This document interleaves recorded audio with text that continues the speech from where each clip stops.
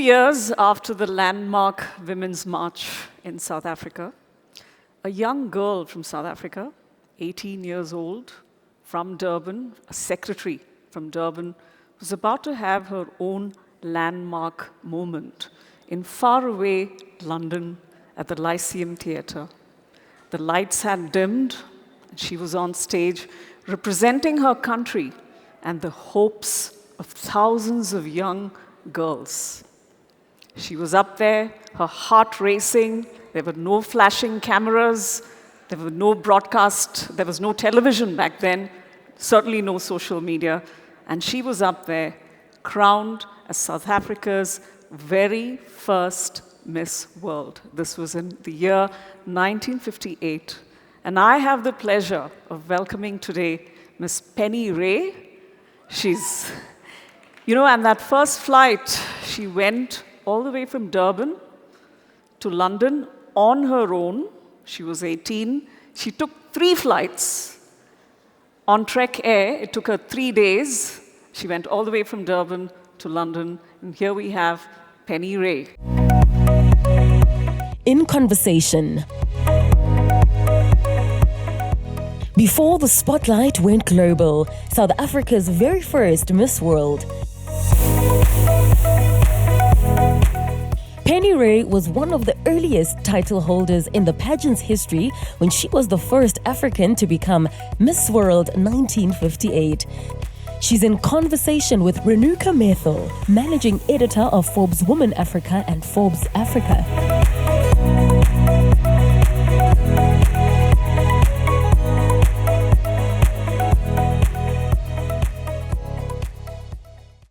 Penny, it's so wonderful to see you here today. If you could relive one moment from that day in October 1958, what is it that you constantly, what is that moment you always think of? It was so different from what we have today, the pageantry that we have today. What was that one moment that still stays with you?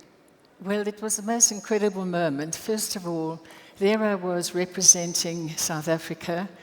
I had never been overseas before, and there I was, this young 18-year-old, very naive girl, standing on the stage. And when the announcement was made as to who Miss World was, believe it or not, I looked around to see who it was. All I could see, there were 2 princesses, and there I was, absolutely speechless. I could not believe that I had been chosen. It was quite the most incredible experience. So do you often think, if you had the social media and the spotlight that young people enjoy today, how would it have been different? What would you have done differently? Well, first of all, when I entered, South Africa had no television, so none of my family could even begin to know what was happening. They got a phone call at 12 o'clock or midnight to be told that I had won the competition. And there was no Facebook, Instagram, or any of these sort of things. When I was chosen, the competition was totally different to what it is today. It was sponsored by the Sunday Times and Report newspapers. Our photographs were entered every week. There was a whole lot of photographs, and the public eliminated every week, So finally, there were about 10 of us left. And we were then interviewed by the editor of the newspaper, and suddenly I was Miss South Africa and on my way to London. It was a very exciting moment in time, and if I look back now, I think, gosh, did this Miss World title really mean anything to me? Well, all I can say, 68 years have gone by since I was chosen, and I guess if it wasn't for that moment, I wouldn't be sitting here today. Absolutely. But I've had a very fulfilled life, and it's had lots of challenges, ups and downs. And I believe that, beauty competitions are a wonderful platform for young girls. And when I think of the prizes that I got in my time, I think I was born too soon. The girls today get these amazing, wonderful prizes. And if I tell you that one of my prizes was £500 as Miss World. And when I brought my car that I had won into South Africa, I was charged £200. It only left me £300. I was very indignant about that. I thought they could have at least let me come bring my car into the country free of any kind of taxes, but it didn't happen. But the people I have met over the years have been incredible. I have kept up lovely friendships with even some of the ex-Miss Worlds.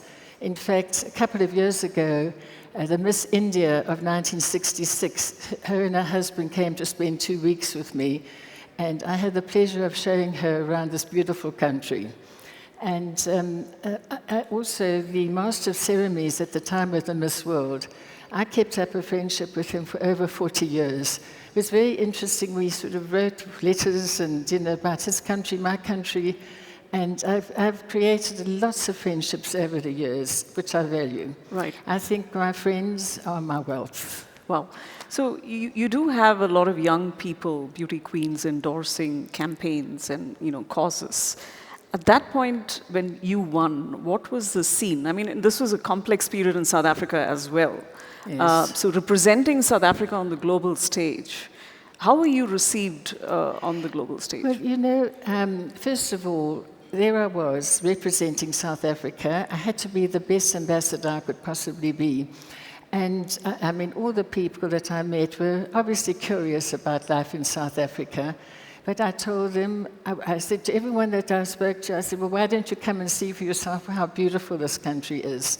And all those international audiences that were there, I had their full support, so it was wonderful. But you became an entrepreneur as well after Pardon? that. You became an entrepreneur. You started your own clothing line. You started your own clothing line. Was there a clothing brand? Fashion brand? Oh, yes. Yes. No. People say, what have I done? Well, I can just tell you that for the first, I got married very young. I was 20 years old. And by the age of 30, I had 5 boys. And I'm proud to say I now have 15 grandchildren, 5 granddaughters, and 10 grandsons. So I guess my name is not going to be forgotten for too long. But over the years, I endorsed various products. I also decided, I had a very wonderful husband who let me go and train to be a beautician.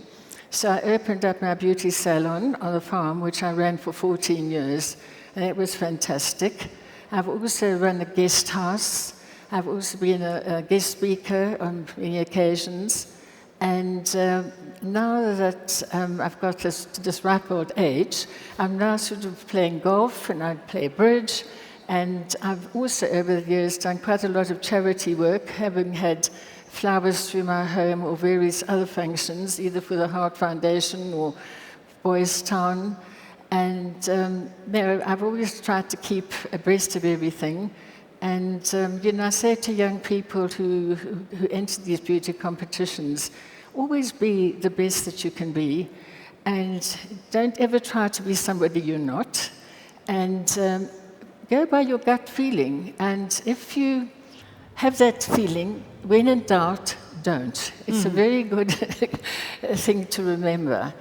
And so I think that, one has to be inquisitive, you've got to be kind, friendly, and very aware of people's needs. And I think if you've got the ability to make somebody feel great, I think it is very important.